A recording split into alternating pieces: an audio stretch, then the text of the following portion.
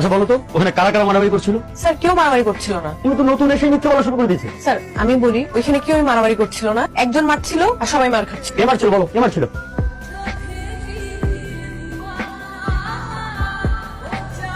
Sir উনি একটা বেয়াদব ছেলে, নাম আরমান। একটা ছেলে এভাবে মারামারি করে, আমি প্রিন্সিপালের কাছে বিচার দিয়ে দিছি। ঠিক করছি না? আসলে হয়েছে কি, আমাদের কপালটাই খারাপ। আমরা মারামারি থেকে যতই দূরে থাকতে চাই না কেন, মারামারি আমাদের ঘাড়ে এসে চেপে বসে। আচ্ছা শোন, পরবর্তীতে যদি ও কিছু বলে, কিংবা এই ধরনের কোনো বিপদকর ঘটনা ঘটে, তোমার বাবা এবং তোমার ভাইকে ঘুণাক্ষর বলবা না। যদি বলো কিন্তু তারা তুলকালাম কাণ্ড ঘটাই দিবে। দেখতেছি যখন মাথাটা গরম, তো খাওয়া দাও না। শোন নে, আমি আগামীকাল তোর বার্ষিকতে যাব, যেহেতু তোমার প্রিন্সিপালের সাথে দেখা করব, ঠিক আছে? না না লাগবে না, কেন? আরেকবার করুক এরপর।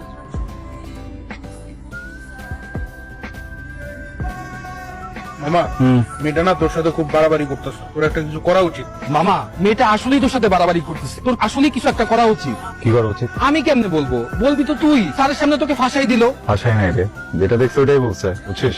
ও যে অন্যকে বলে এটাই বলতো। শোন একটা কথা বলি, শত্রু তো চাইলে হয়ে যায়, কিন্তু আমি হতে চাচ্ছি না। এই পৃথিবীতে তুই যাকে শত্রু মনে করবি, যার সাথে বেশি লাগবি, প্রকৃতি ঘুরে ফিরে ওকে তো ফ্রেন্ড বানায় দিবে। এই মেয়ে আমার টাইপের না, বুঝছিস? আমি ওর সাথে শত্রুতাও চাই না, বন্ধুত্বও চাই না।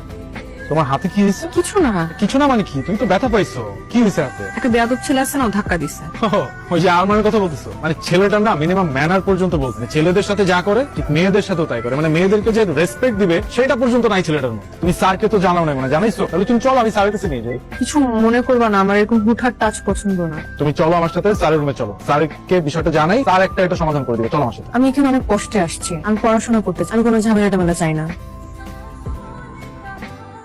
ফাজলামোর না একটা লিমিট থাকে, ঠিক আছে? তোর কি কাউকে সন্দেহ হয়? তুমি বলো আমাকে, আমি কঠিন শাস্তি দেবো। আরমান তোমার ঘরে মা বোন নেই? চুপি, তুমি কি করে পারলে এরকম একটা কাজ করতে?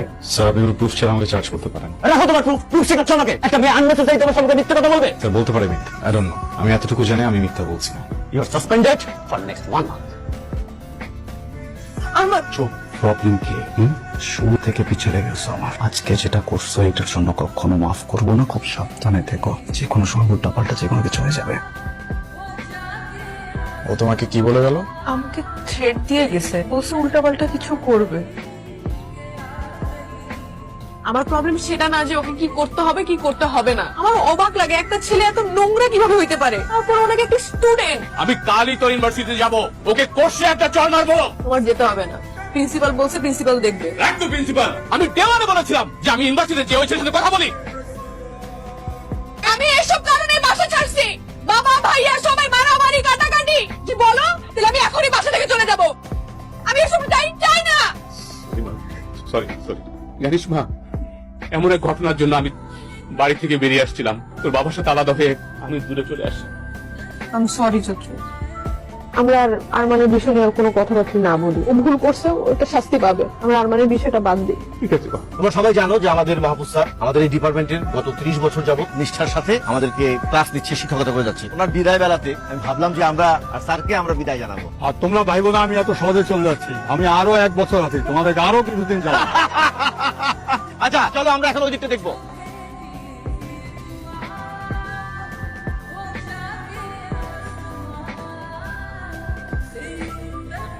খালি তাকায় থাকে।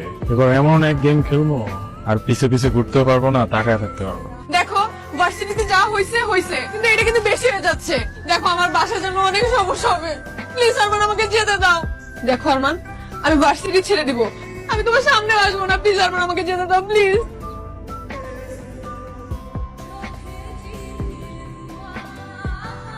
তুমি একটা জানোয়ার, একটা অমানুষের বাচ্চা। একটা মেয়েকে কিভাবে ট্রিট করতে হয় তুমি জানো না? আমি জানি না তোমরা কারা, আমি জানতেও চাই না তোমরা কারা। আজকের পর থেকে কখনো জানার চেষ্টাও করবো না তোমরা কারা। আমি শুধু একটা জিনিস জানি, তোমরা এই মেয়েকে যে কারণে এখানে নিয়ে আসছো সেই কারণটা আমি। আমাকে তো পেয়ে গেছো, মেয়েটাকে চিনতাম।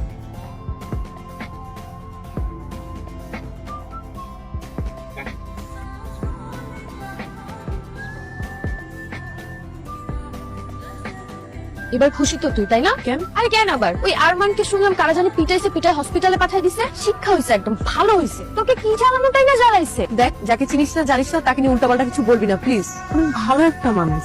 ওয়েট ওয়েট ওয়েট ওয়েট, কি বলতেছিস সেগুলো? তুই তো মাথাটা থেকে গেছে। এই জয়ী, তুমি ঠিক আছো? শুনলাম তুমি নাকি ঝামেলার মধ্যে পড়ছিলা, একটা ট্র্যাপে পড়ে গেছিলা। Are you okay? ঠিক আছে।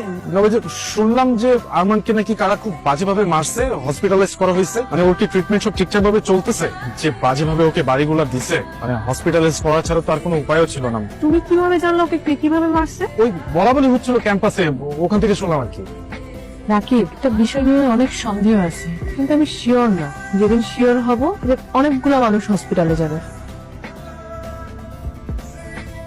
দেখো, কোনো সিন ক্রিয়েট করবে না, ওদের সাথে কোনো রাগারাগিও করবে না। তুমি রাগারাগির অবস্থায় নাই। আমি আসছি শুধু তোমাকে দেখতে, আর একটু রান্না করছি, ভাবছি তোমার জন্য নিয়ে আসি। শুনলাম তুমি নাকি একা থাকো, ব্যবহারেই বোঝা যায়। পরিবারের সাথে থাকলে তো ব্যবহার এমন হতো না। খাবার দেওয়া হয়েছে?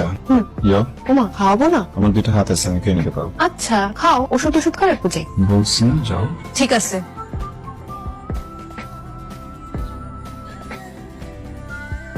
প্রথম দিনই সন্দেহ হয়েছিল খাবারগুলো নষ্ট করবো, খাবা না। আচ্ছা, এই যে রান্নাগুলো করি, পরিশ্রম গুলা দেই, এগুলো কোনো মূল্য নাই? কি মনে করো এগুলা না খেলে তুমি সুস্থ হবা? প্রথম দিনই উচিত ছিল ঠেসে ধরে খাওয়াই দাও। এরকম কি? হ্যাঁ, তুমি কি মনে করো তোমাকে এইভাবে দেখলে আমি ভয় পাবো? একটা থাপ্পড় দিয়ে তোমার এরকম করা ছুটাই দিব। চাচা, আমার বোন কান্দতেছে। হয়েছে কি, ওর ইউনিভার্সিটির এক ছেলে, ওই কি আরমান নাকি ছেলেটার নাম, বুঝছিস? কয়েকদিন যাবত সেটা খুব ডিস্টার্ব করতেছিল। তারপর আমি ওরে বলছি যে তুই চিন্তা করিস না, আমি ইউনিভার্সিটি যেয়ে ওই ছেলের সাথে কথা বলবো, কিন্তু ও আমার যেতে দেয় না। আমার বোনকে ডিস্টার্ব করতেছে, ও জানে না ও কোন পরিবারের মানুষকে ডিস্টার্ব করতেছে। আর কয়টা দিন রেস্ট করলে হতো না? ইউনিভার্সিটি আসাই লাগলো। এমন তো না যে খুব পড়াশোনা করো, করো তো জ্ঞান জাম। আমার সেটাই মনে হচ্ছিল, কয়েকটা দিন পরে আসি। পরে আবার মনে হলো ইউনিভার্সিটি আমাকে মিস করে। অনেক মিস করে। ইউনিভার্সিটি অভ্যাস হয়ে গেছে, কিন্তু তুমি তো নাই, তাই ইউনিভার্সিটি একটু ঠান্ডা হয়ে আছে। দ্রুত ইউনিভার্সিটি অভ্যাস হয়ে গেল। আমি আপনাকে